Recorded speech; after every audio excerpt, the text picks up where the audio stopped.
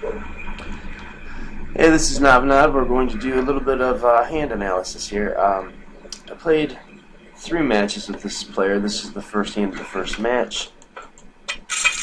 I'm just going to go through and break down each decision point, why I did the things I did, if there could have been better ways to play the hands. I did this with a student, a poker student, very recently, with one of his recorded sessions. And he seemed to get a whole lot out of it. So here we've got 2 overcards, we've got gut shot, and we've got old fold equity. So even though that texture might hit villain's flat calling range harder than our open raising range a little bit in just a single raise pot, definitely I think we have enough equity with our fold equity, 2 overs and gut shot to just go ahead and bet. King queen, clear raise. Now we can, okay, that's probably an interesting spot there. Do we think that we ought to be flat calling with the king queen, or do we think we should 4-bet it? And I think heads up, it's debatable. But you know, either way. If we 4-bet, I think we're going to 4-bet and fold. So in a sense, we're turning it into a bluff, except it plays pretty good when the 4-bet gets flatted, and we're deep enough to probably make that play. Yeah, so 4-bet folding would have been okay.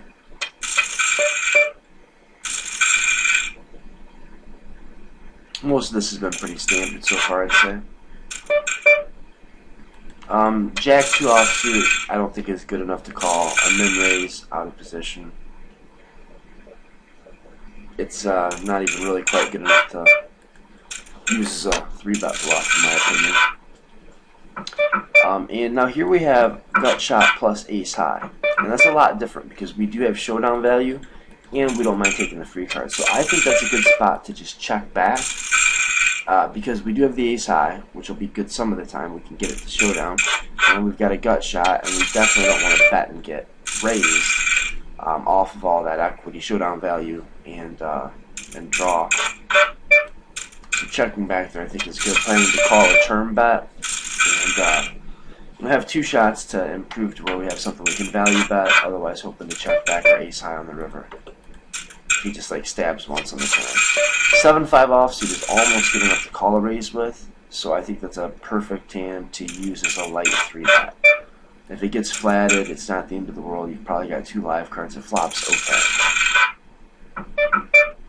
Here we can check back or we can bet for value. I think checking back makes sense because we do have the flush draw and the pair, but the pair is not likely to get called by worse all that often. And the draw, if we do hit the draw, we may induce a bluff. It's close. It's close. If we bet there, we're betting with the 8 of spades and the 8. We're betting to get value from single spades, and we're betting hoping to improve against better hands. Here, we can check back again. I think checking back would be okay, but we can get value from a lot of worse draws. And I think now that the overcard comes, we've got a good card to barrel. And I don't mind firing another shell here. If we do, we want to make it small. Really, the main idea of it would be just to fold out villain's draws. But then when you really think about it, he doesn't have many ace X with the ace of clubs. So our king of clubs is probably going to be good most of the time if he was on a draw and missed. So actually, yeah, the more I think about it, I think I played that correctly. And just check back the king high.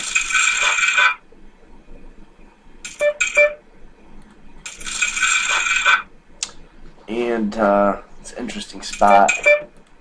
Now we get the open-ended straight draw, and I think we arguably could have raised the turn. I think that would have been okay. Kind of rep the diamonds, get value from, well, I guess kind of get value from worse or diamond draws.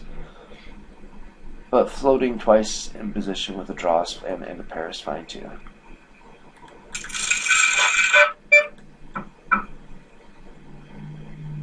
I think I wouldn't have hated a check raise on that flop and planning on just turning the bottom pair into a bluff and bluffing any card that improves my equity or is particularly scary on the turn. It's close. I think we can flat 10-7. We're probably just barely deep enough to flat 10-7 suited. I would have folded 10-7 offsuit. When he checks and calls here, I think he's got a lot of showdown value hands, and I'm either going to have to bet flop, bet turn, bet river, or just give up on the hand. He's got, like, yeah, jacks. Makes perfect sense. And I think he played them well. I think he played his jacks pretty well there. And he could have maybe, no, I think even a value bet on the river would have been too thin for him. Board was paired kings. I checked back a queen, so I could have hit the queen and been checking back for pot control. And he could have maybe induced a bluff on the river also, so I like his play. Clearly going to 3-bet the ace or the king.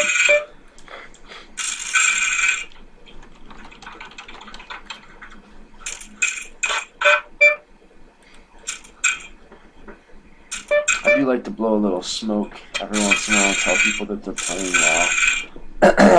Which I don't think this guy's playing bad. He's like, seriously.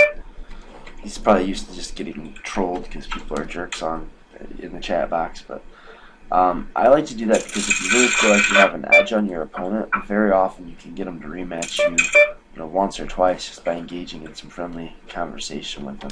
Now, it's kind of a terrible thing to do. But it's hard to get rematched playing heads up. But if you start a conversation, you'd be surprised how often people will rematch you. You catch more flies with honey than with vinegar. If you take nothing strategically away from this video, take that away from this video. Kind of got lost in the hand here, but it seems kind of okay. Hoping to just check and go to showdown and win.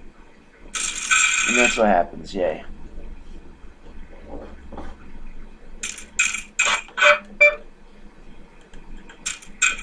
I'm trying to look and see what kind of hand he decided not to bluff with on that board.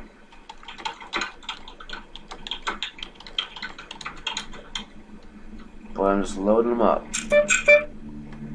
I told him I was going to put this video up on YouTube, but I don't know, he didn't ask me to repeat the name or anything like that, so I don't know if he cares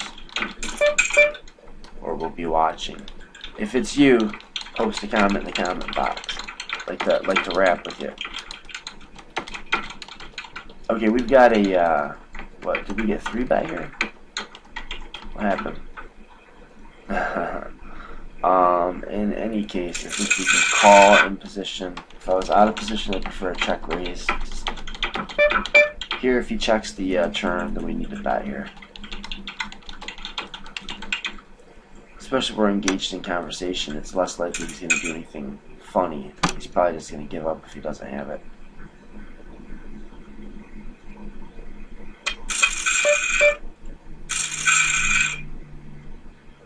In position, I don't mind calling with a gut shot.